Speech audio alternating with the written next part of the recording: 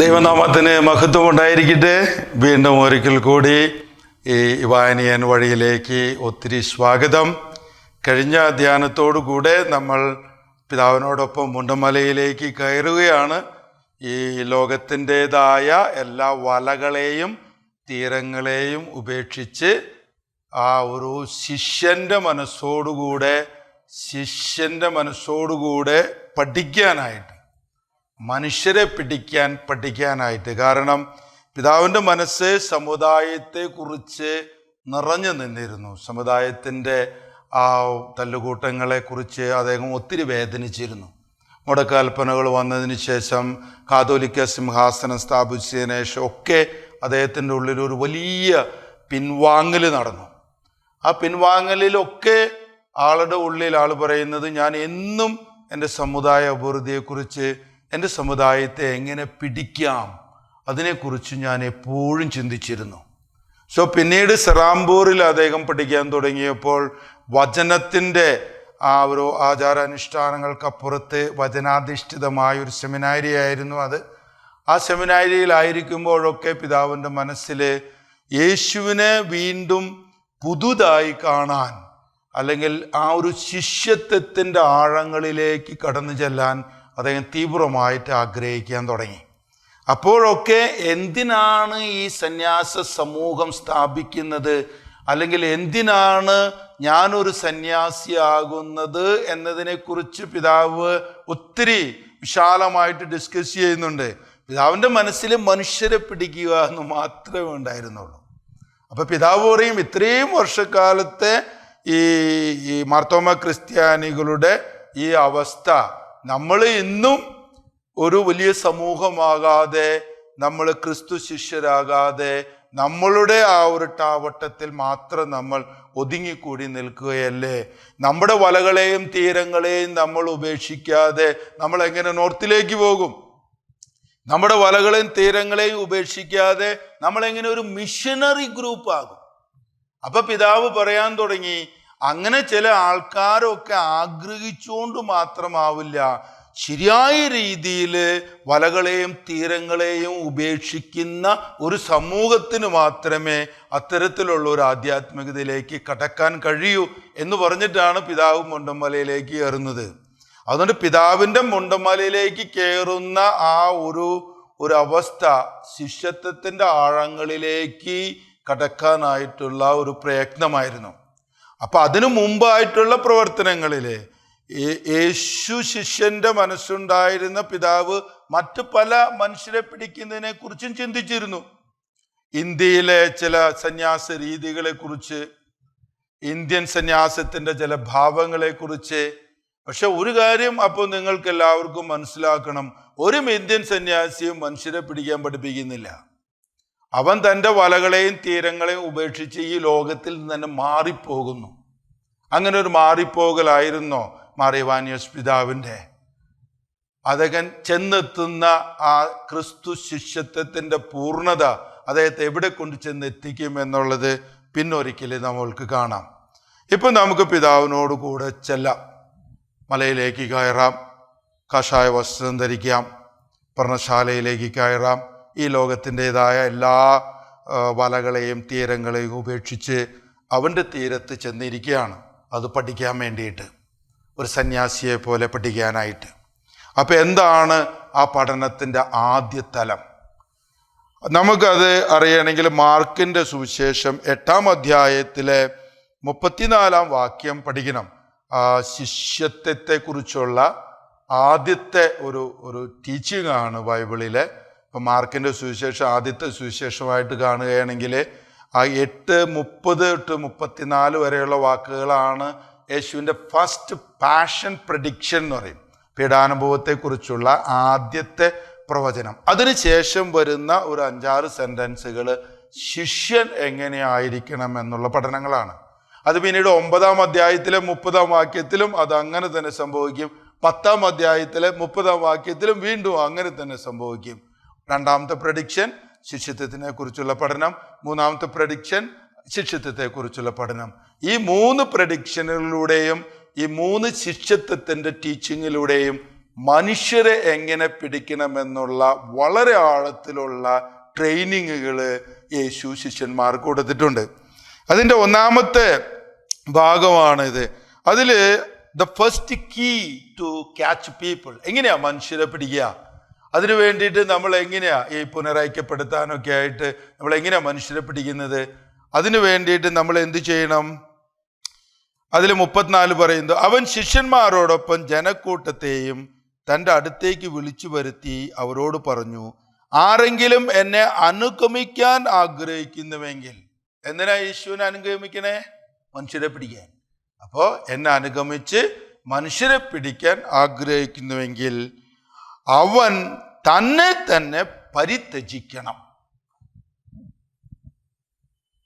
പിന്നീട് ഈ മലങ്കര സഭയിൽ മേരി മക്കൾ സമൂഹം എന്ന് പറയുന്ന ഡോട്ടേഴ്സ് ഓഫ് മേരി എന്ന് പറയുന്ന വേറൊരു സഭ കൂടിയുണ്ട്.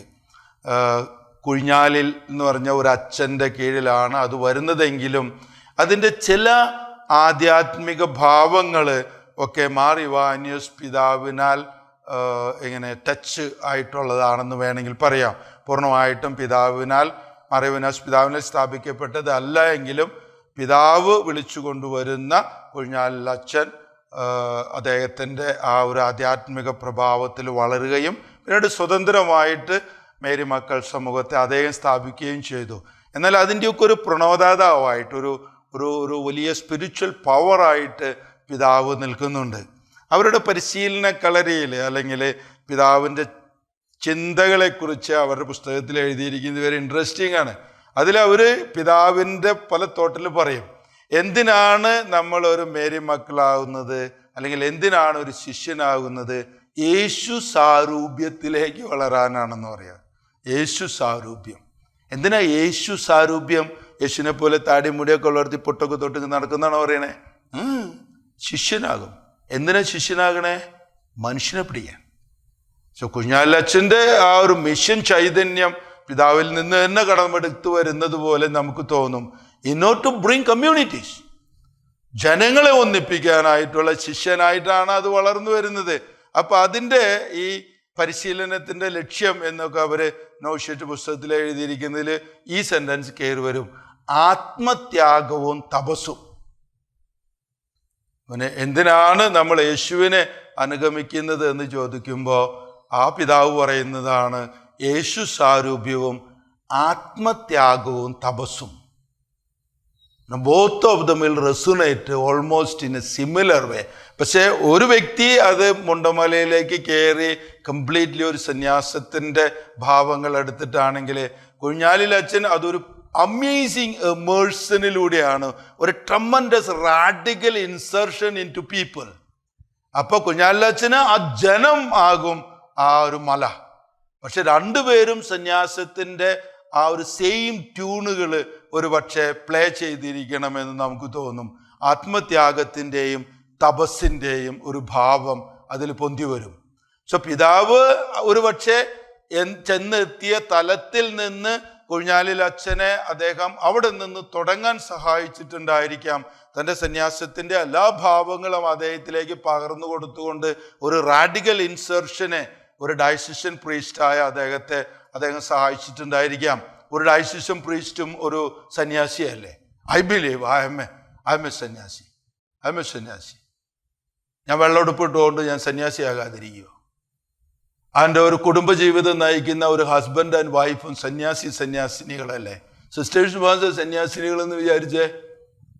ഒരു കുടുംബജീവിതം നയിക്കുന്ന ഒരു അമ്മയും സന്യാസിനിയാണ്. അവളിലും ആ ഇൻറ്റഗ്രിറ്റി ഉണ്ട്, ആ പ്യൂരിറ്റി ഉണ്ട്, ആ വിശുദ്ധിയുണ്ട്.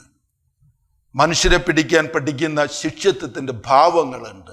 V need to redefine, like pope ഇപ്പോഴത്തെ ആ ഒരു എൻസൈക്ലോപ്പീഡിയയിൽ പറയുന്ന പോലെ വി നീഡ് ടു റീകാലിബ്രേറ്റ് എന്ന് പറയും പോപ്പ്.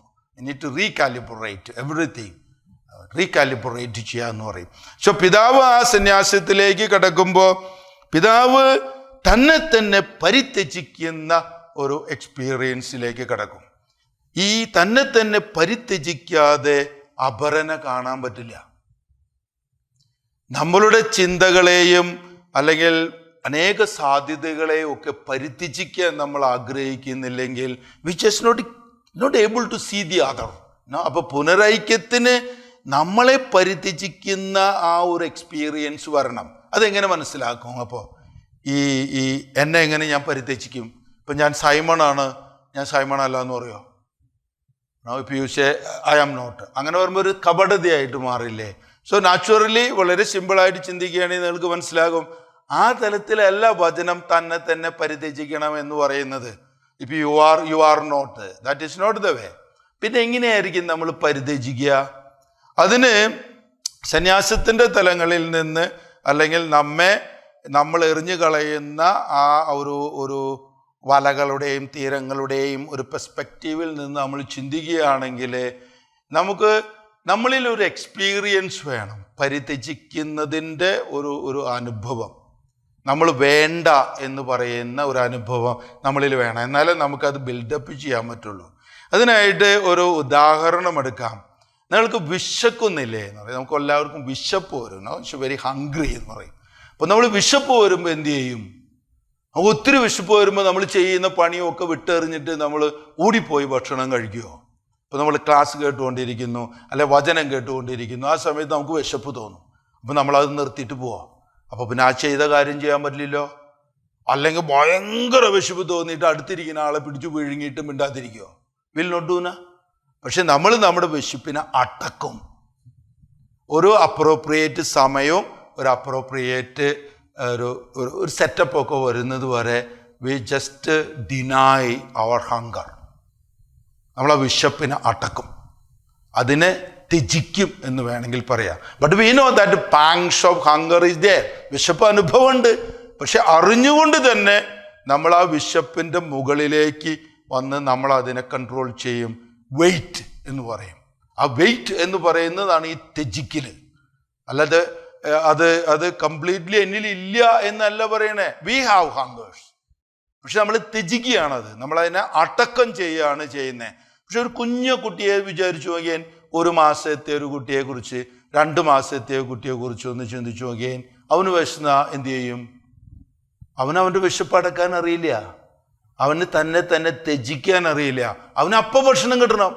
കാരണം അവന് ഈ ലോകം മുഴുവനും ഭക്ഷണമാണ്, വേറെ ഒന്നും അവൻ കാണുന്നില്ല.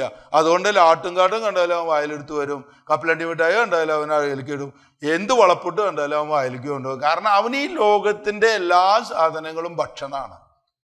അവന് ഒരു സാധനം അറിയുള്ളൂ, ഭക്ഷണം. അവനെല്ലാം വിചാരിക്കുന്നത് ഈ ലോകത്തിനെ മുഴുവൻ അവന് ഭക്ഷണമാക്കാമെന്നാണ് അവൻ വിചാരിക്കുന്നത്. അപ്പോൾ അവനത് കിട്ടിയില്ലെങ്കിലോ കാറ് കീറി അവൻ വേണമെങ്കിൽ ബസ്സിനും ട്രെയിനിന് വരെ 3 പൈസ കൊടുക്കും. അപ്പോൾ നമ്മളെല്ലാവരും അതിൻ്റെ അമ്മോട് പറയും, പ്ലീസ് ഫീഡ് ഇറ്റ്, അതിന് ഭക്ഷണം കൊടുക്കുമെന്ന് പറയും.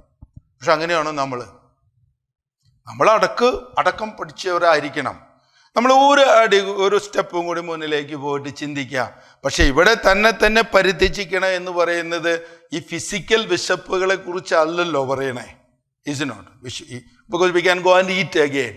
പിന്നെ എന്ത് തരം വിശപ്പാണുള്ളത്? എന്ത് തരം ത്യജിക്കലാണ് നമുക്കുള്ളത്? നമ്മൾ അല്പം കൂടിയും കടന്നുപോയി ചിന്തിക്കണം. അങ്ങനെ മനുഷ്യരെ പിടിക്കുന്ന ഒരു വ്യക്തി, മനുഷ്യരെ പിടിക്കാൻ പഠിക്കുന്ന ഒരു വ്യക്തിയെ നമ്മൾ പക്വതയുള്ള ഒരു മനുഷ്യൻ എന്ന് പറയും. Mature people. എഗെയിൻ കുഞ്ഞാലച്ഛൻ്റെ ചിന്തകളിലേക്ക് കടന്നു പോവുകയാണ് കുഞ്ഞാലച്ഛൻ. അപ്പോൾ അതിൽ പറയും, എന്തിനാ പരിശീലനം? എന്താ നമ്മുടെ പരിശീലനത്തിൻ്റെ ലക്ഷ്യം? എന്തിനാ നമ്മൾ മേരി മക്കളാകുന്നത്? അപ്പോൾ അത് ക്രിസ്തീയ പക്വതയിലേക്ക് നമ്മളെ നടത്താനാണ്. എന്നിട്ട് അതേ ഒരു സന്യാസ പക്വതയൊക്കെ കുറിച്ച് സംസാരിക്കും. It resonates with Marivanian thinking. ആ ചെറിയ അച്ഛൻ പട്ടം കെട്ടി 1 വർഷം കഴിഞ്ഞപ്പോഴേക്കും വാനീഷ് പിതാവിൻ്റെ ആ വലിയ ആ ഒരു ഛായയിലേക്ക്, നിഴലിലേക്ക് വന്ന മനുഷ്യനാണ്. അപ്പം നമുക്കെപ്പോഴും പറയാമല്ലോ, ഈ മുല്ലപ്പൊടി ഏറ്റുകിടക്കും കല്ലിനും ഉണ്ടാവും സൗരഭ്യം എന്ന് പറഞ്ഞ മാതിരി വാനീഷ് പിതാവിൻ്റെ ആ വലിയ മുല്ലപ്പൊടി കൊണ്ട് നിറഞ്ഞ ആ പിതാവും ഒരു വിശുദ്ധിയിലേക്ക് വളർന്നു എന്ന് വേണമെങ്കിൽ പറയാം. സോ ഈ സ്പീക്ക് അബൌട്ട് ഒരു സന്യാസ പക്വത, that maturity. So that gives us some clues into പിതാവിൻ്റെ സന്യാസത്തേക്കും ആ പരിത്യജിക്കുന്നതിനെ കുറിച്ചുള്ള ചിന്തകളിലേക്കൊക്കെ. അപ്പോൾ പിതാവിൻ്റെ ചിന്തയിൽ ഒരു പക്വത നിറഞ്ഞ മനുഷ്യനാണ് മനുഷ്യനെ പിടിക്കാൻ പഠിക്കുന്നവൻ. അപ്പോൾ എങ്ങനെയാണ് ആ പക്വത നമ്മിലേക്ക് കടന്നു വരുന്നത്? ഹെബ്രായക്കാർക്ക് എഴുതിയ ലേഖനത്തിന്റെ 5-ാമത്തെ അധ്യായത്തിലെ 14-ാം വചനത്തില് അതിനെക്കുറിച്ച് ഒരു ചെറിയ സൂചന നമുക്ക് ലഭിക്കും. ആരാണ് ഒരു പക്വതയുള്ള മനുഷ്യൻ? അതിൽ 14-ാമത്തെ വാക്കിൽ പറയുന്നത് കട്ടിയുള്ള ഭക്ഷണം പക്വത വന്നവർക്കുള്ളതാണ്. അതിന് മുമ്പിൽ വേണമെങ്കിൽ പറയാം, നിങ്ങൾക്ക് കട്ടിയുള്ള ഭക്ഷണമല്ല, പാലാണ് ആവശ്യം. പാല് കുടിച്ച് വളരുന്നവൻ വചനം വിവേചിക്കാൻ വൈദഗ്ധ്യമില്ലാത്തവനാണ്. എന്തെന്നാൽ അവനൊരു ശിശുവാണ്. കാരണം അവന് തന്നെ പരിത്യജിക്കാൻ അറിയില്ല. ഈ ശിശുവിന് തന്നെ പരിത്യജിക്കാൻ അറിയില്ല. അതുകൊണ്ടാണ് അവന് കട്ടിയുള്ള ഭക്ഷണം കഴിക്കാൻ പറ്റാത്തത്. അങ്ങനെ ഈ ഡസൻ നോ ദാറ്റ്. ആ വിവേചിച്ചറിയാനുള്ള ശക്തി അവനില്ല. പക്ഷെ കട്ടിയുള്ള ഭക്ഷണം, സ്ട്രോങ് ആയിട്ടുള്ള കാര്യങ്ങളൊക്കെ പക്വതയുള്ളവർക്കാണ്. ആരാണ് പക്വതയുള്ളവർ? അവർ തങ്ങളുടെ ശക്തിവിശേഷങ്ങളുടെ പരിശീലനത്താൽ നന്മ തിന്മകളെ വിവേചിച്ചറിയാൻ കഴിവുള്ളവരാണ്. ആരാണ് ഒരു പക്വതയുള്ള മനുഷ്യൻ? അവർ തങ്ങളുടെ ശക്തിവിശേഷങ്ങളുടെ പരിശീലനത്താൽ നന്മ തിന്മകളെ വിവേചിച്ചറിയാൻ കഴിവുള്ളവനാണ്. അവനെ സന്യാസത്തിലേക്ക് ഇനീഷ്യേറ്റ് ചെയ്യാൻ പറ്റും. അവനാണ് ഒരു ശിഷ്യനാകുന്നത്, ആ നന്മ തിന്മകളെ വിവേചിച്ചറിയാൻ കഴിയുന്ന വ്യക്തി. അപ്പൊ അവിടെയുള്ള ഒരു വാക്കുണ്ടല്ലോ, തങ്ങളുടെ ശക്തിവിശേഷങ്ങളുടെ പരിശീലനത്താൽ. What is that? ശക്തിവിശേഷങ്ങളുടെ പരിശീലനത്താൽ. എന്താണ് ഈ ശക്തിവിശേഷം? ഇപ്പൊ ആ വാക്ക് അങ്ങനെ കോയിൻ ചെയ്ത് മനസ്സിലാവണമെങ്കിൽ let's read it from English. അതിൽ പറയുന്നത് whose faculties have been trained to distinguish good from evil. Okay. Who are the mature one? Those whose faculties have been trained to distinguish good from evil. They use a word faculty. No? Faculty. So what is that faculty? Theology faculty, philosophy faculty. Is it the college faculties? അതല്ല, simple വാക്കാണ്. ഡിക്ഷണറിയിലൊക്കെ ഒന്ന് നോക്കി കഴിഞ്ഞാൽ അതിൻ്റെ കൂടുതൽ കിട്ടേ ഇന്ദ്രിയം എന്ന് പറയും. Faculty എന്ന് പറഞ്ഞാൽ ഇന്ദ്രിയം നമുക്കുള്ള ശക്തിവിശേഷങ്ങളാണത്. പഞ്ചേന്ദ്രിയം എന്ന് പറയും. 5 ഇന്ദ്രിയങ്ങളുണ്ട്. ഈ 5 ശക്തിവിശേഷങ്ങളുടെ പരിശീലനത്താൽ നന്മ തിന്മകളെ തിരിച്ചറിയാൻ കഴിയുന്നവനാണ് സന്യാസി, അല്ലെങ്കിൽ ഒരു പക്വതയുള്ള വ്യക്തി. So we should ask then, എന്താ ഈ പഞ്ചേന്ദ്രിയങ്ങൾ? ഏതൊക്കെ ഈ പഞ്ചേന്ദ്രിയങ്ങൾ? ഈ പഞ്ചേന്ദ്രിയങ്ങൾ അപ്പൊ ഇമ്മീഡിയറ്റ്ലി ആൾക്കാർ പറയാൻ തുടങ്ങും കണ്ണ്, മൂക്ക്, ചെവി എന്നൊക്കെ പറയാൻ തുടങ്ങും. അത് അവയവങ്ങളാണ്, നമ്മുടെ ശരീരത്തിലെ അവയവങ്ങളാണ് അതൊക്കെ. പക്ഷെ എൻ്റെ കണ്ണ് ഒരു ഫാക്കൽറ്റി അല്ല, കണ്ണൊരു അവയവമാണ്. കാഴ്ചയാണ് ഫാക്കൽറ്റി. എനിക്ക് കണ്ണുണ്ടാകാം, ഫാക്കൽറ്റി ഉണ്ടാകണമെന്നില്ല. I can have ear but no sight. അപ്പൊ കണ്ണുണ്ടെങ്കിലും കാണാത്തവർ എന്നൊക്കെ പറയും. കാരണം ഈ ഡസൻറ്റ് ട്രെയിൻഡ് ഇറ്റ്. ഓക്കെ, ഫിസിക്കലിയും സംഭവിക്കാം, അല്ലെങ്കിൽ അവർക്ക് ഫാക്കൽറ്റി ഉണ്ടായാലും ഇറ്റ് ഡസൻറ്റ് യൂസ് ദാറ്റ്. അപ്പോൾ is a immature person, it doesn't see. അതുപോലെ ചെവി ഉണ്ടാവാൻ ചിലവർക്ക്, ബട്ട് കേൾവി ഉണ്ടാകണമെന്നില്ല. അപ്പോൾ ദാറ്റ് കേൾവി ഇസ് ദ ശക്തി വിശേഷം. അങ്ങനെ അല്ലെങ്കിൽ മണക്കാനുള്ള കപ്പാസിറ്റി, ആസ്വാദന, രുചിയുടെ അല്ലെങ്കിൽ സ്പർശനം, തൊടുക എന്നുള്ളത്. സോ ആ 5 എന്നൊക്കെ കാണുക, കേൾക്കുക, മണക്കുക, ആസ്വദിക്കുക, സ്പർശിക്കുക, അതാണ് ഇന്ദ്രിയം. ഈ പഞ്ചേന്ദ്രിയങ്ങളുടെ പരിശീലനത്താൽ നന്മ തിന്മകളെ വിവേചിച്ചറിയാൻ കഴിയുന്നവനാണ് ഒരു മച്വർ പേഴ്സൺ. അപ്പോൾ ഈ വിശപ്പ് ഇതിനെ പിടിക്കും.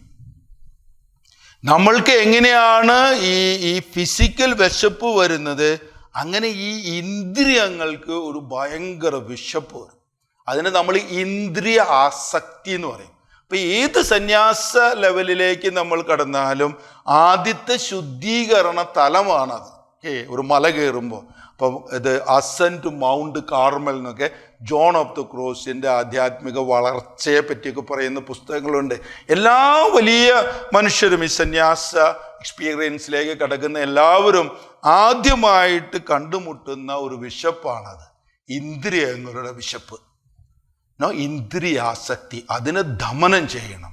അത് വിശപ്പ് പിടിച്ചിട്ട് അയ്യോ അതിന് ഭയങ്കര വിശപ്പാണ്, എന്തോരം തിന്നാലും മതിയാവാത്ത പോലെ വീണ്ടും തിന്നും. ഈ സീരിയൽ കൾച്ചറൊക്കെ അതിൽ നിന്ന് പൊന്തി വന്നിരിക്കുന്നതല്ലേ. ഒരു 200 എപ്പിസോഡ് കഴിഞ്ഞിട്ടും തീർന്നില്ല. ഇത് കണ്ടാലും തീരില്ല. They are exploiting these hungers. എല്ലാ ന്യൂസുകൾ അതൊക്കെ ഈ വിശപ്പാണ്, ചെവിയുടെ വിശപ്പ്. സോ രുചിഭേദങ്ങൾ, എന്തെല്ലാം രുചികളെ പറയണേ. ഇപ്പൊ ഫുൾ ജാർ സോഡ എന്ന് പറഞ്ഞിട്ട് കാട്ടിക്കൊണ്ടിരുന്നത്, ഒരു വലിയ സോഡയിലുള്ള ഒരു കുഞ്ഞു കുപ്പിയിട്ട് എന്ന് പറഞ്ഞിട്ട് കുടിക്കുക. ദ ഹങ്കർ ഫോർ ഒരു തരം ആസ്വാദനത്തിന്റെ ഹങ്കർ. എന്ത് സാധനങ്ങളൊക്കെ അതിൽ കൂട്ടിച്ചേർക്കണമെന്ന് കണ്ട ഓക്കാനം വരും. എന്നിട്ട് ഫുൾ ജാർ സോഡ എന്നും പറഞ്ഞിട്ട് റോഡിൽ മുഴുവനും ബഹളം ഉണ്ടാക്കാൻ നടക്കുക. കുറച്ച് കഴിയുമ്പോൾ വേറെ ആസ്വാദനം. എന്തൊക്കെ ആസ്വദിക്കണേ, എന്തെല്ലാം ടേസ്റ്റുകളാ പറയണേ, മണക്കല്. പക്ഷെ ഈ മൂക്കൊണ്ട് മ്ലേച്ഛതയെ മണക്കാൻ കഴിയുന്നില്ല, കണ്ണുകൊണ്ട് അത് കാണാനും കഴിയുന്നില്ല. ചിലരുടെയൊക്കെ മൂക്കിന്റെ പാൽ അടിച്ചു പോയിരിക്കുക. എന്ത് വൃത്തികെട്ട മണമായാലും എന്ത് സൗരഭ്യം എന്ന് പറഞ്ഞ അടകവന്മാരെ. സ്പർശനം, വാട്ട് എ ഹങ്കർ. ഈ ഹങ്കറുകൾ വരുമ്പോ എന്തു ചെയ്യും ആണ് ചോദ്യം. അപ്പൊ കണ്ണിന്റെ വിശപ്പ് അങ്ങോട്ട് കൂടി അത് അടക്കാൻ പറ്റാണ്ടാവുമ്പോ അടുത്തിരിക്കുന്ന ആളെ അപ്പമാക്കിയിട്ട് എൻ്റെ കണ്ണിന് തിന്നാൻ കൊടുക്കുമോ? എനിക്കാണ്ട് വിശന്നിട്ടേ, പച്ച മലയാളത്തിൽ പറയണേ, ആ ആളെ വിവസ്ത്രനാക്കിയിട്ട് എൻ്റെ കണ്ണിന് ഞാൻ തിന്നാൻ കൊടുക്കുമോ? കാരണം അങ്ങോട്ട് കാണാനുള്ള കൊതിയിൽ. പിള്ളേർക്ക് വിശപ്പ് കൂടിയിട്ടേ ഇത്ര പോകുന്ന ഫോണുകൾ കൊണ്ടു നടക്കുക. എന്നിട്ട് അതിൻ്റെ ഉള്ളിലുണ്ടല്ലോ പെണ്ണിൻ്റെ രൂപവും ആണിൻ്റെ രൂപമൊക്കെ ഇങ്ങനെ പീസാക്കിയിട്ട് ബ്രെഡ് പോലെ വെച്ചിരിക്കുക കണ്ണിന് തിന്നാൻ കൊടുക്കാൻ. പിള്ളേർക്ക് വിശക്കുമ്പോൾ എന്നിട്ട് ഇത്രയ്ക്ക് പോകുന്ന സാധനങ്ങൾ കൊണ്ടു നടക്കുക. എന്നിട്ട് തിന്നാണ് കണ്ണിന്. അങ്ങനെ അപരനെ അപ്പമാക്കിയിട്ട് അവനെ പിടിക്കാൻ പറ്റുമെന്ന് വിചാരിച്ചോ നിങ്ങൾ? നിന്റെ വിശപ്പിന് വേണ്ടിയിട്ട് തൊട്ടടുത്തിരിക്കുന്ന വ്യക്തി അപ്പമാക്കി വിഴുങ്ങിയിട്ട് നീ അവനായിട്ട് പുനരൈക്യം നടത്തുമെന്ന് വിചാരിച്ചോ? നീ വലകളെറിഞ്ഞ് പിടിച്ചാണ് അതിനെ മീൻ്റെ പോലെ തല്ലിക്കൊന്ന് തിന്നാനായിട്ട്. എന്നിട്ട് മനുഷ്യരെ പിടിക്കുന്ന കഥകൾ പറയുന്നല്ലേ. തൊടാൻ വേണ്ടിയിട്ട് വിശപ്പ് തോന്നുമ്പോ അടുത്തിരിക്കുന്ന ആളെ അപ്പമാക്കിയിട്ട് തിന്നാൻ കൊടുക്കോ? അത് ഇത്ര പോകുന്ന ഓൾട്ടർ ബോയ് ആണെങ്കിലും കുഞ്ഞു പെൺകുട്ടിയാണെങ്കിലും പ്രായപൂർത്തിയാവാത്തതാണെങ്കിലും ഒക്കെ ഇതിനെ പിടിച്ചു വീഴുങ്ങോ? അത് പക്വതയുള്ളതല്ല. അതാണ് നമ്മുടെ ഉള്ളിലിരിക്കുന്ന ഏറ്റവും വലിയ ഒരു വിശപ്പ്. ആ വിശപ്പുമായിട്ടാണ് ദൈവം ആദ്യത്തെ ഫൈറ്റ് നടത്തണേ. അതിനെ മരുഭൂമിയിലേക്ക് കയറിയ ഒരു കയറ്റെന്ന് പറയും. മൊണ്ടമലയിലേക്ക് കയറുന്നത് പോലെ മരുഭൂമിയിലേക്ക് കയറി തൻ്റെ ഉള്ളിലുള്ള ആ മ്ലേച്ഛതയെ, അല്ലെങ്കിൽ മനുഷ്യരുടെ മ്ലേച്ഛതയെ തൻ്റെ ഉള്ളിലേക്ക് ആഹ്ലാദിച്ചുകൊണ്ട് സ്വയം ഒരു വിശപ്പായിട്ട് നിൽക്കും. 40 ദിവസം ഉപവസിച്ചതിന് ശേഷവും ദൈവസമ്പാദനത്തിന്റെ തൃപ്തികളില്ലാതെ യേശുവിന് വിശന്നു. മനുഷ്യന്റെ വിശപ്പ്. അപ്പൊ തൈടുക്കോടെ കടന്നു വരും അവൻ. എന്നിട്ട് പറയും, എന്തിനാ വിശപ്പുകൾ അടക്കുന്നത്? നിനക്ക് ശക്തിയില്ലേ? നീ കല്ലുകളെ അപ്പമാക്കി വിഴുങ്ങിക്കോ. ഇങ്ങനെ ഒന്ന് കാണിച്ചാ പോരെ? അടുത്തിരിക്കുന്ന ആളെ അപ്പമാക്കിയിട്ട് നീ വിഴുങ്ങിക്കോ. അതിനെ ത്യജിക്കണം, അതിൽ നിന്ന് രക്ഷപ്പെടണം. സന്യാസിക്ക് മാത്രമേ അതിന് കഴിയുകയുള്ളൂ. അതല്ലെങ്കിൽ അപരനെ അപ്പമാക്കും. അപ്പൊ സ്പർശന സുഖത്തിന് വേണ്ടിയിട്ട് എല്ലാത്തിനെയും അപ്പമാക്കി വിഴുങ്ങാൻ കൊടുക്കും. അത് പുറത്തുള്ള ഒരു വ്യക്തിയെ മാത്രമല്ല, ദാമ്പത്യ ജീവിതത്തിന്റെ നിങ്ങളുടെ ബെഡ്റൂമിൽ പോലും നിങ്ങൾ പരസ്പരം അപ്പമാക്കി മാറ്റാൻ ശ്രമിക്കും. വിവേചന ശക്തിയില്ലാത്ത തൊടലുകളൊക്കെ എന്നെ അപ്പമാക്കുന്നതായിട്ട് തോന്നാൻ തുടങ്ങും. അതുകൊണ്ടല്ലേ ചില പെൺകുട്ടികളൊക്കെ ഇങ്ങനെ ധ്യാനങ്ങളൊക്കെ കൊടുക്കുമ്പോൾ പറയും, അച്ഛാ അയാൾ നോക്കണ കണ്ണിക്കൂടെ അങ്ങോട്ട് പിടിച്ച് തിന്നുന്നാ തോന്നണേ എന്ന് പറയും. Because they eat them as they look. കണ്ണിലൂടെ വലിച്ചെടുക്കും ആ വിശപ്പിന്റെ ട്രോളുകള്, ഈ മെസ്സേജുകള്, മറ്റുള്ളവനെ അപ്പമാക്കുന്ന ചെവിയുടെ വിശപ്പ്. ആ വിശപ്പിൽ നിന്ന് നിങ്ങൾ എന്നാണോ രക്ഷപ്പെടുന്നത് അന്നേ നിങ്ങൾക്ക് അപരനെ കാണാൻ കഴിയുകയുള്ളൂ. എന്നാലല്ലേ ആ അപരനുമായിട്ട് നിങ്ങൾക്ക് ഒരു സുഹൃത്ത് ബന്ധത്തിലേക്ക് കടന്നു വരാൻ പറ്റുള്ളൂ. അതല്ലെങ്കിൽ ഈ ലോകം മുഴുവൻ അപ്പമല്ലേ. Then don't get stuck when I say about this hunger. അപ്പൊ ചിലപ്പോൾ നിങ്ങൾക്ക് തോന്നും, ഓക്കെ, അപരൻ അപ്പമാക്കുക എന്ന് പറഞ്ഞാൽ ഒരു സെക്ഷുവൽ തോട്ടില് അപരന്റെ ശരീരത്തെ ചീത്തയാക്കുക, അല്ലെങ്കിൽ എനിക്ക് വിഷമം തോന്നുന്നു, ചിലപ്പോൾ അച്ഛന്മാർ തന്നെ കുട്ടികളെ ഉപയോഗിക്കണമെന്നൊക്കെ പറയണ കേൾക്കുമ്പോൾ, അല്ലെങ്കിൽ മൈനർ കുട്ടികളെ ഉപയോഗിക്കണമെന്ന് വേണം കേൾക്കുമ്പോൾ, അപരൻ അപ്പമാക്കിയതിൻ്റെ കഥകളൊക്കെ കേൾക്കുമ്പോൾ I feel ashamed. But don't സ്ട്രക്ക് with that. അതല്ല, സന്യാസത്തിലേക്ക് കടക്കുമ്പോൾ, പുനരൈക്യപ്പെടുന്ന ചിന്തകളിലേക്ക് കടക്കുമ്പോൾ വിശപ്പാണ് നമ്മൾക്ക് മനസ്സിലാക്കേണ്ടത്. അപ്പോൾ വിശപ്പ് ഈ ഇന്ദ്രിയങ്ങൾക്കും അപ്പുറത്ത് നമ്മുടെയൊക്കെ ഏറ്റവും വലിയ ഡ്രൈവിംഗ് ഫോഴ്സ് ആയിട്ട് മാറും. അപ്പൊ ആ വിശപ്പ് മണ്ണിനെ അപ്പമാക്കി വിഴുങ്ങും, പുഴകളെ വിഴുങ്ങും, മലകളെ വിഴുങ്ങും, മരങ്ങളെ വിഴുങ്ങും, ആ കാട്ടിലുള്ള എല്ലാ മൃഗങ്ങളെയും വിഴുങ്ങും. മനുഷ്യൻ ഒരു വലിയ വിശപ്പായിട്ട് അങ്ങനെ മനുഷ്യരെ പിടിക്കുന്നവനാകും. വലയിട്ട് പിടിച്ച് അവന്റെ വിശപ്പിന് വേണ്ടിയിട്ട് അവൻ കനികള് മുഴുവനും തിന്നുണ്ടാക്കും, പുഴകൾ മുഴുവനും അവൻ കുടിച്ചു തീർക്കും. അതിനല്ലേ നമ്മൾ എക്കോളജിക്കൽ ഡിസാസ്റ്റർ എന്ന് പറയുന്ന പാരിസ്ഥിതിയുടെ ഈ എല്ലാ പ്രോബ്ലങ്ങളും സംഭവിക്കുന്നത് അവന്റെ വിശപ്പിൽ നിന്നല്ലേ.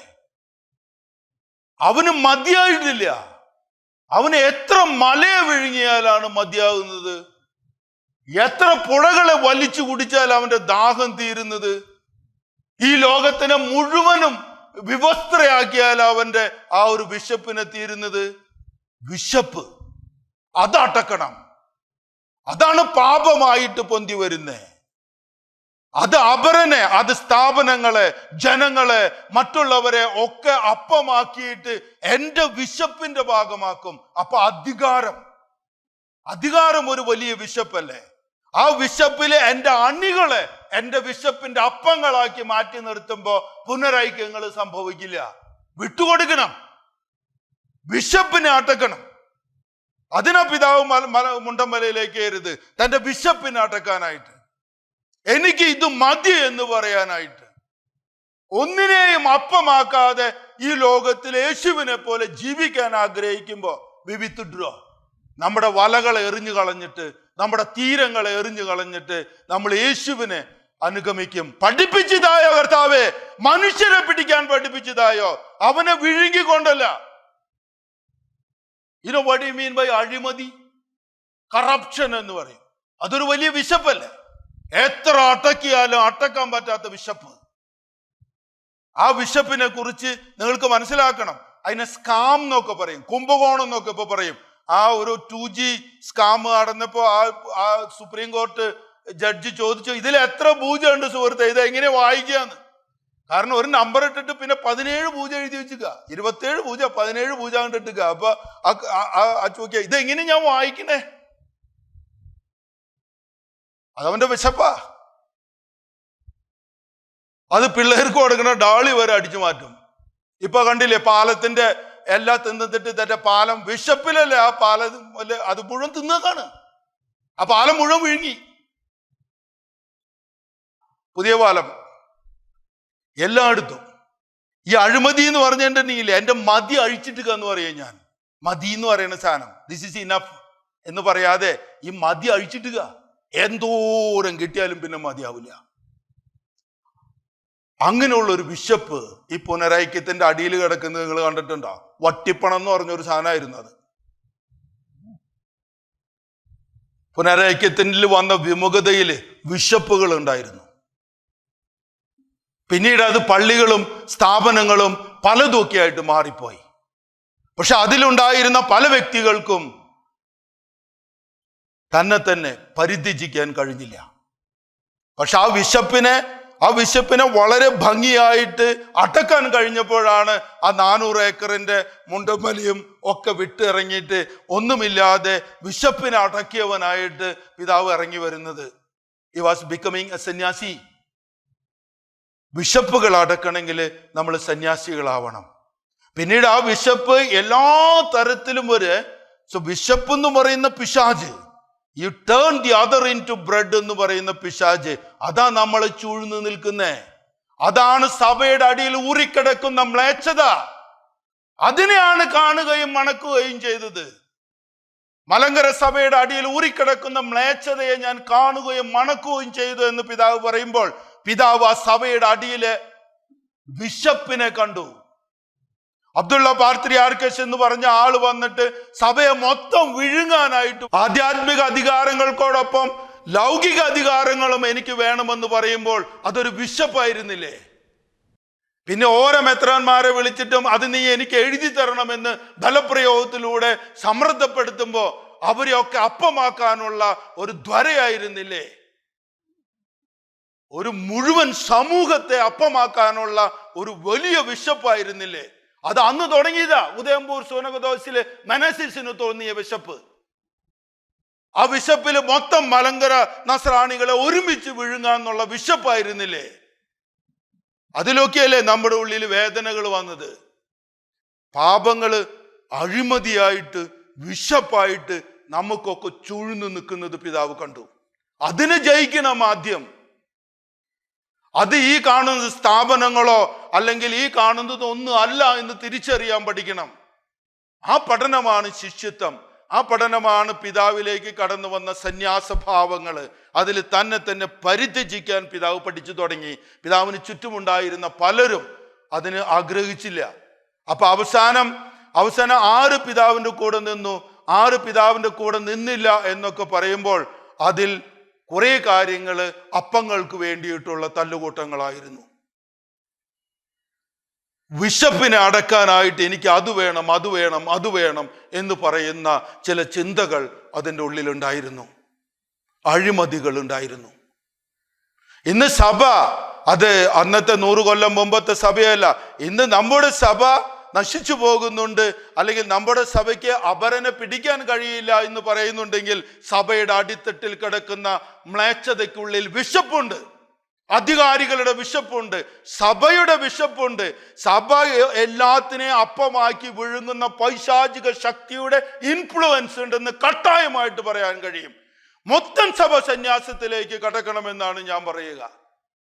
നമുക്ക് മനുഷ്യരെ പിടിക്കാൻ കഴിയുന്നില്ലെങ്കിൽ, നമ്മുടെ സഭയിൽ വിശുദ്ധിയുടെ ആകർഷണം കുറഞ്ഞു പോകുന്നുണ്ട് എന്ന് പറയെങ്കിൽ, നമ്മുടെ സഭയുടെ അടിയിൽ ഊറിക്കിടക്കുന്ന മ്ലേച്ഛതയിൽ വിശപ്പുണ്ട്. ആ വിശപ്പിന്റെ ഓരോ കാര്യങ്ങൾ എടുത്ത് പറയാനായിട്ട് എനിക്ക് വിഷമം തോന്നുന്നു. കാരണം ആവശ്യമില്ലാത്ത കോൺട്രവേഴ്സികളിലേക്കൊക്കെ അത് എത്തിക്കുമെന്ന് പറയുന്നു. പക്ഷേ നിങ്ങൾ മനസ്സിലാക്കണം, നമ്മെ തന്നെ പരിത്യജിച്ച് ദൈവത്തിന്റെ പിന്നാലെ പോകുമ്പോൾ നമ്മളുടെ വിശപ്പുകളെ കുറിച്ച് നമ്മൾ ബോധവാന്മാരാകണം. പിശാച് ഒരു വലിയ വിശപ്പാണ്. പാപം നിങ്ങൾ അത്ര ചെറിയ ഒരു കാര്യമായിട്ട് കണ്ടോ? ഇപ്പൊ ബർഗറിന്റെ വലിപ്പം അങ്ങനെ പൊന്തി വരിക. എത്ര ലെയറാ നിങ്ങൾ ബർഗറിന് വെക്കാൻ പോണേ? എന്നിട്ട് ഓരോ പ്രാവശ്യം ബർഗർ വയ്ക്കുമ്പോൾ നിങ്ങളുടെ വായ വളർത്തി പിന്നീട് ഈ ലോകം മുഴുവനും ഒരു സ്ലൈസ് ചെയ്ത ബർഗറാക്കി ഒറ്റയടിക്ക് വിഴുങ്ങോ? ചിക്കന്റെ പരസ്യം ഫയർ യുവർ ഹങ്കർ എന്നാണ് പരസ്യം പറഞ്ഞത്. നിങ്ങളുടെ വിശപ്പിന് ആളി കത്തിക്കുക. എന്തിനാ? ഈ ലോകത്തെ മുഴുവനും ഒരു തന്തൂരി ചിക്കനാക്കി വിഴുങ്ങാനോ? വിശപ്പ്. അതിനെക്കുറിച്ച് ചിന്തിക്കണം, അതിനെക്കുറിച്ച് പഠിക്കണം. ആ വിശപ്പിനെ നിങ്ങൾ എന്നാണോ ജയിക്കുന്നത്, അന്ന് നിങ്ങൾ സന്യാസത്തിന്റെ ഭാവങ്ങൾ മനസ്സിലാക്കും. ഇനി അത് നിങ്ങൾ മനസ്സിലാക്കുന്നില്ലെങ്കിൽ ആ വിശപ്പ് നിങ്ങളെ പിടിച്ചിരിക്കും. ആ വിശപ്പ് നിങ്ങളെ പിടിക്കുമ്പോൾ അത് നിങ്ങളുടെ കുടുംബത്തെ കുട്ടിച്ചോറാക്കിയിട്ട്, നിങ്ങളുടെ ഇടവകയെ കുട്ടിച്ചോറാക്കിയിട്ട്, നിങ്ങളുടെ സഭയെ കുട്ടിച്ചോറാക്കിയിട്ട് അവന്റെ രാജ്യത്വം വരും, വിശപ്പിന്റെ രാജ്യത്വം വരും. ആ രാജ്യത്വത്തിലെ എല്ലാവരും മറ്റുള്ളവരെ അപ്പമാക്കാനായിട്ട് നടക്കും. എനിക്ക് എന്ത് ഇതിന്ന് അടിച്ചു മാറ്റാം എന്നുള്ളതായിട്ട് വരും. അവിടെ വൈദികർ വരെ ആ ഓൾട്ടർ ബോയികളെ അപ്പമാക്കുന്ന പറയണേ. വിശപ്പ് ആ വിശുദ്ധിയുടെ വിളനിലങ്ങളായ വൈദികരെ വരെ പിടികേരിക്കും. നമ്മൾ പരസ്പരം ഹങ്കറുകളായിട്ട് മാറും. നരകത്തിൽ എന്തിനാ തീ എന്നറിയോ എൻ്റെ മക്കളെ? ഈ തീ ഒരു വിശപ്പാ. ഈ തീക്ക് എത്ര കിട്ടിയാലും മതിയാവില്ല, അത് തിന്നുകൊണ്ടേയിരിക്കും. നിങ്ങൾ വലിയ കാട്ടുതീകൾ കാണണം. ആവശ്യം കാട്ടുതീകൾ 2-3 തെങ്ങിന്റെ പൊക്കത്തില്, ഒരു 3-4 തെങ്ങിന്റെ നീളത്തില് ഇങ്ങനെ നാവുകൾ പോലെ കാറ്റിൽ ഇങ്ങനെ വരും. പച്ച മരത്തിനെ ഉണക്കി ദഹിപ്പിച്ച് അത് തിന്നുകൊണ്ട് പോകും. 1 മണിക്കൂറിൻ്റെ ഉള്ളിൽ ചിലപ്പോൾ കിലോമീറ്ററോളം ഡെൻസ് ആ കാടിനെ ഒറ്റയടിക്ക് തീർത്തു തരും. അങ്ങനെ നക്കിയെടുക്കുന്നത്. അതുകൊണ്ടാണ് നരകത്തിലെത്തി അടങ്ങാത്ത. കാരണം നരകത്തിലെ ആളുകൾക്ക് ഒന്നും അടക്കമില്ല, വിശപ്പാണ്. എല്ലാത്തിനെയും അപ്പമാക്കാനായിട്ട് വരുന്ന വിശപ്പ്. ഞാനിവിടെ നിർത്തുന്നു. ചിന്തിക്കണം നമ്മളെല്ലാവരും.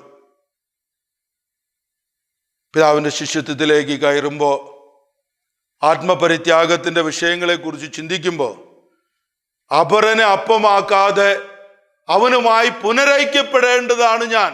അതെൻ്റെ അപ്പമല്ല, അവനോടുകൂടെ ഞാൻ ജീവിക്കേണ്ടതാണ് എന്നുള്ള തിരിച്ചറിവ് നമ്മുടെ സഭയ്ക്ക് നഷ്ടപ്പെട്ടു പോയപ്പോഴാണ് ഒരുപക്ഷെ പുനരൈക്യം സംജാതമാകാതിരുന്നത്. ഇന്നും കുടുംബത്തിലും സമൂഹത്തിലും ഇടവകയിലും നമ്മുടെ സഭയിലൊക്കെ ആ ഒരു ഐക്യം നഷ്ടപ്പെടുന്നത് നമ്മളിലെ വിശപ്പുകൾ വർദ്ധിച്ചതുകൊണ്ടാണ്. അതിന് നമ്മൾ വലിയൊരു കുറിയലായുഷോൺ പറയണം. അല്ലെങ്കിൽ നിങ്ങൾ ചങ്കില് കൈവച്ചിട്ട് കുർബാനയിൽ പറയണം, എന്നോട് ഉത്തരമരുളണമേ, എന്നോട് ഉത്തരമരുളണമേ, എന്നോട് ഉത്തരമരുളി എൻ്റെ ജനത്തിനോട് കരുണ കാണിക്കണമേ. ആ ഉത്തരത്തിനുള്ളിലുണ്ട് എൻ്റെ മക്കളെ നിന്റെ വിശപ്പാണെന്നുള്ള ചോദ്യം, അല്ലെങ്കിൽ നിന്റെ വിശപ്പാണെന്നുള്ള പ്രതിധ്വനി. അത് വരും. അതിനെ തിരിച്ചറിയുകയും അതിനെ മാറാൻ വേണ്ടിയിട്ട് കഷായം എടുക്കുകയും നമ്മുടെ ഉള്ളിലെ ഒത്തിരി ഇന്ദ്രിയ ആസക്തികളെ നിഗ്രഹം ചെയ്താൽ മാത്രമേ നമുക്ക് പുനരൈക്യത്തിൻ്റെ ചിന്തകളിലേക്ക് കടക്കാൻ കഴിയുകയുള്ളൂ. കുരിശിൻ്റെ ചോട്ടിൽ നിന്നതും വീണ്ടും പുനരൈക്യപ്പെടണമെന്ന് ആഗ്രഹിച്ചതും ഈ വിശപ്പുകളെ അടക്കിക്കൊണ്ട് അവൻ്റെ ശിഷ്യനാകാൻ വേണ്ടിയായിരുന്നു. Do you think that this hunger is destroying you? Do you think that you have become a big hunger? ആ വിശപ്പിൽ നീ നിന്റെ ശരീരത്തെ നശിപ്പിക്കുന്നില്ലേ? അപരന്റെ ശരീരത്തെ നശിപ്പിക്കുന്നില്ലേ? പലപ്പോഴും ആ വിശപ്പിന്റെ ഭക്ഷണങ്ങളാക്കാനുള്ള ആ ഒരു സോഷ്യൽ അണ്ടർസ്റ്റാൻഡിങ്ങിന്റെ അപ്പുറത്ത് പോലും നീ കല്ലുകളെ വരെ അപ്പമാക്കുന്നില്ലേ? ഖനികളെ അപ്പമാക്കുന്നില്ലേ? സ്ഥാപനങ്ങളെ, മീഡിയകളെ അപ്പമാക്കുന്നില്ലേ? പിന്നീട് മനുഷ്യരെ പിടിക്കാൻ കഴിഞ്ഞില്ല എന്ന് പറഞ്ഞ് കരയുന്നുവോ? You need to be on your knees and you should say, കുറേലായിശോൻ, കുറേലായിശോൻ, കുറേലായിശോൻ. ഞങ്ങളുടെ കർത്താവേ ഞങ്ങളോട് കരുണയായിരിക്കണമേ, ഞങ്ങളുടെ കർത്താവേ ഞങ്ങളോട് കരുണയായിരിക്കണമേ എന്ന് നമ്മൾ വീണ്ടും വീണ്ടും പറയേണ്ട ആവശ്യമുണ്ട്.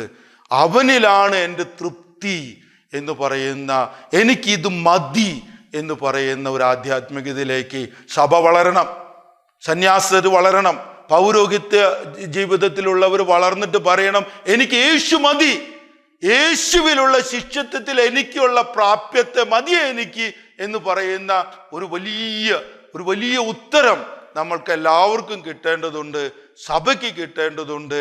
കാരണം സഭയുടെ അടിയിൽ ഊറിക്കിടക്കുന്ന മ്ലേച്ഛതയ്ക്കുള്ളിൽ വിശപ്പുണ്ട്. അത് നമ്മൾ കാണുകയും മണക്കുകയും ചെയ്തില്ലെങ്കിൽ, ആ വിശപ്പിനെ നമ്മൾ അടക്കിയില്ലെങ്കിൽ നമ്മൾ ഇന്ന് പറയുന്ന സഭയെ തന്നെ നഷ്ടപ്പെടുന്ന ഒരു അവസ്ഥ വിശേഷം വരും. ഒരു വലിയ വിശപ്പ് നമ്മൾക്ക് ചുറ്റും കൊടുങ്കാറ്റ് പോലെ വന്ന് നമ്മളെല്ലാവരെയും ആ ശക്തി അപ്പമാക്കി കളയും.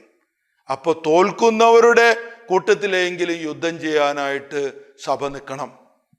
ലോകം മുഴുവനും വിശപ്പിന്റെ കഥകൾ പറയുമ്പോൾ എനിക്കത് വേണ്ട, അച്ഛനെ പിടിക്കുന്ന രീതികൾ വേറെയാണെന്ന് പറയുന്ന, തോൽക്കുന്ന യുദ്ധത്തിന്റെ സൈഡിൽ നിൽക്കുന്ന ആളെങ്കിലുമായിട്ട് സഭ നിന്നില്ലെങ്കിൽ നമ്മളെല്ലാവരും അപ്പമായി മാറി ആ വലിയ വിശപ്പിലേക്ക്, ഈ ബ്ലാക്ക് ഹോളിലേക്ക് എല്ലാത്തിനെയും വലിച്ചടിപ്പിക്കുമെന്ന് പറയുന്നത് പോലെ നിത്യ നരകാഗ്നിയിലേക്ക് നമ്മളെല്ലാവരെയും വലിച്ചു കൊണ്ടുപോകും. അവൻ്റെ വിശപ്പിന് സഭയും ജനങ്ങളും ഒക്കെ പാത്രമാകും. അതിനെതിരെയുള്ള ഒരു യുദ്ധപ്രഖ്യാപനമാണ് സന്യാസം. അത് കഴിഞ്ഞാലേ പുനരൈക്യത്തിൻ്റെ സുവിശേഷകരായിട്ട് നമുക്ക് ഇറങ്ങി വരാൻ കഴിയുകയുള്ളൂ. നമുക്കുള്ളിലേക്ക് കയറാം, പിതാവിൻ്റെ മനസ്സിലേക്ക് കയറാം, പിതാവിനോടുകൂടെ നമുക്ക് മരുഭൂമിയിലേക്ക് കയറാം. നമ്മുടെ വിശപ്പുകളെ അടക്കാനായിട്ട് നമുക്ക് യേശുവിനോടുകൂടെ ഒരു വലിയ തീച്ചൂളയിലേക്ക് കടക്കാം. അവൻ എത്രയൊക്കെ നമ്മളെ ദഹിപ്പിക്കാൻ തോന്നിയാലും അതിൽ നിന്ന് ഒരു പോറലും പോലും ഏൽക്കാതെ ആ വിശപ്പിൻ്റെ ഉള്ളിൽ നിന്ന് നമുക്ക് പുറത്തു വരാം. ദാനിയേലിൻ്റെ സുഹൃത്തുക്കൾ അങ്ങനെയാണ് ആ തീയിൽ നിന്ന് പുറത്തു വരുന്നത്. രാജാവിൻ്റെ ആ വലിയ വിശപ്പിൻ്റെ പാത്രങ്ങളാക്കിയിട്ട് ആ രാജാവിൻ്റെ വലിയ വിശപ്പിൻ്റെ പ്രതീകമായിട്ടുള്ള തീക്കുണ്ഡത്തിൻ്റെ നടുക്ക് നിൽക്കുമ്പോൾ അവർ പറയും, ഈ വിശപ്പ് ഞങ്ങളെ തൊടില്ല, ഈ വിശപ്പിന് ഞങ്ങളെ തൊടാനുള്ള ശക്തിയില്ല, കാരണം ഞങ്ങൾ യേശുവിൻ്റെയാണ്, ഞങ്ങൾ വിശപ്പിനെ ജയിച്ചവരാണെന്ന് പറഞ്ഞ് രാജാവിൻ്റെ വിശപ്പിനെ അതിജീവിച്ചുകൊണ്ട്, ആ തീ അതിജീവിച്ചുകൊണ്ട് ആ മക്കൾ പുറത്തു വരും. അങ്ങനെ പുറത്തു വരുന്നവരാണ് സന്യാസികള്, അങ്ങനെ പുറത്തു വരുന്നവരാണ് സഭയുടെ മക്കള്. അങ്ങനെ ആകണം. ആ വിശപ്പിൻ്റെ അഗ്നി നമ്മുടെ കുടുംബത്തിൽ നിന്നും വ്യക്തി ജീവിതത്തിൽ നിന്നും മനുഷ്യരിൽ നിന്നൊക്കെ മാറിപ്പോകട്ടെ എന്ന് നമുക്ക് തീവ്രമായിട്ട് ആഗ്രഹിക്കാം. ആ ഇന്ദ്രിയ ആസക്തികളെ നിഗ്രഹിച്ച് മനുഷ്യരെ പിടിക്കുന്ന വലിയ മിഷനറി ആകുന്ന മാർ ഇവാനിയോസ് പിതാവ് അതിന് യുവജനങ്ങൾക്കും കുടുംബങ്ങൾക്കും വൈദികർക്കും സന്യാസികൾക്കൊക്കെ മാധ്യസ്ഥം വഹിച്ച് അദ്ദേഹത്തിൻ്റെ പുണ്യത്തിൻ്റെ ഫലങ്ങൾ നമ്മൾ മേൽ വർഷിക്കട്ടെ എന്ന് ഞാൻ ആഗ്രഹിക്കുന്നു, പ്രാർത്ഥിക്കുന്നു. ആമേൻ.